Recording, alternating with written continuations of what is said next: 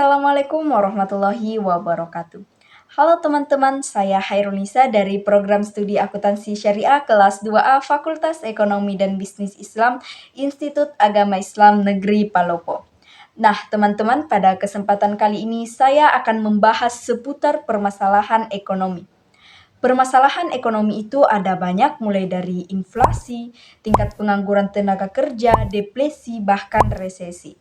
Nah, terkhusus pada video kali ini saya akan membahas mengenai resesi.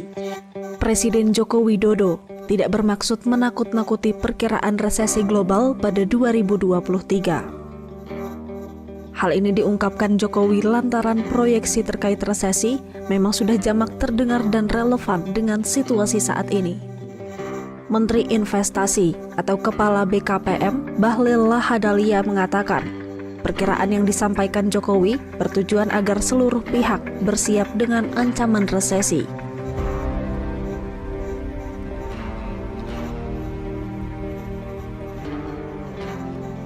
Belakangan ini jagat maya dihebohkan dengan kata resesi.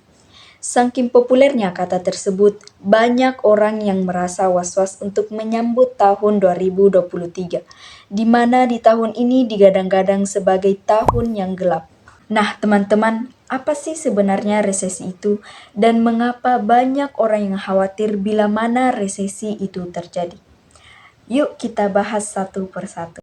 Sejumlah negara kini melaporkan terjadinya resesi ekonomi, mulai dari Korea Selatan, Jerman, Singapura, hingga Amerika Serikat.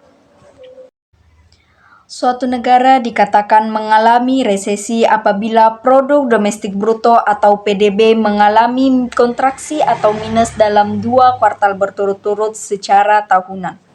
Dan Indonesia pun terancam dalam jurang resesi karena pertumbuhan ekonomi Indonesia pada kuartal kedua ini minus 5,32%. Indikator resesi ini bisa dilihat dari menurunnya produk domestik bruto atau PDB, merosotnya pendapatan real, berkurangnya lapangan tenaga kerja, hingga terpuruknya industri manufaktur. Nah, adapun faktor pemicu terjadinya resesi di suatu negara yaitu yang pertama adanya pandemi COVID-19 yang terjadi beberapa tahun yang lalu. Nah, hal ini menyebabkan aktivitas ekonomi terhenti di mana-mana, sehingga akibatnya membuat perekonomian suatu negara melemah. Yang kedua, terjadinya perang Rusia dan Ukraina. Hal ini mengakibatkan rantai pasok global dunia terhadap suatu komoditas penting menjadi terganggu bahkan terhenti. Hal ini terjadi karena negara Rusia dan Ukraina merupakan negara dengan pengekspor tertinggi terhadap minyak, gas alam, dan lain sebagainya. Akan tetapi di Indonesia itu sendiri, kebutuhan energi dalam negeri masih bisa dipenuhi dengan rantai pasok yang ada dan tidak terdampak langsung oleh perang Rusia dan Ukraina. Yang ketiga, inflasi. Nah, inflasi adalah suatu kondisi naiknya harga secara terus-menerus terhadap suatu barang maupun jasa. Nah, naiknya harga terhadap suatu barang ini mengakibatkan turunnya tingkat daya beli masyarakat yang akan disertai dengan turunnya tingkat produksi. Yang keempat, nilai impor lebih besar daripada ekspor. Nah, indikasi lainnya terjadinya suatu resesi adalah apabila nilai impor di suatu negara lebih besar ketimbang ekspor. Hal ini dapat memberikan efek terhadap menurunnya tingkat defisit anggaran negara serta menurunnya pendapatan nasional. Yang kelima, kenaikan suku bunga acuan. Nah, di tahun 2022, negara-negara anggota G20 telah menaikkan suku bunga acuan seperti negara India, Brasil, dan Indonesia. Contohnya seperti Bank of England yang telah menaikkan suku bunga acuan sebesar 200 basis poin.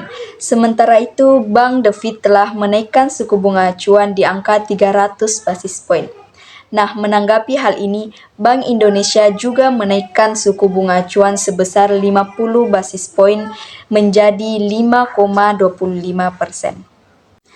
Kenaikan suku bunga acuan secara bersamaan yang dilakukan oleh bank-bank sentral di dunia akan berdampak kepada pertumbuhan ekonomi dan menyebabkan terjadinya resesi ekonomi.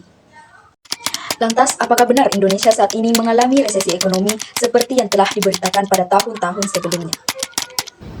Menurut Lukman, seorang ahli ekonom menyebutkan bahwa Indonesia akan selamat dari jurang resesi jika berkaca pada hasil IMF yang mempertahankan proyeksi ekonomi Indonesia pada tahun 2022 sebesar 5,3%, namun pada tahun 2023 akan turun menjadi 5%.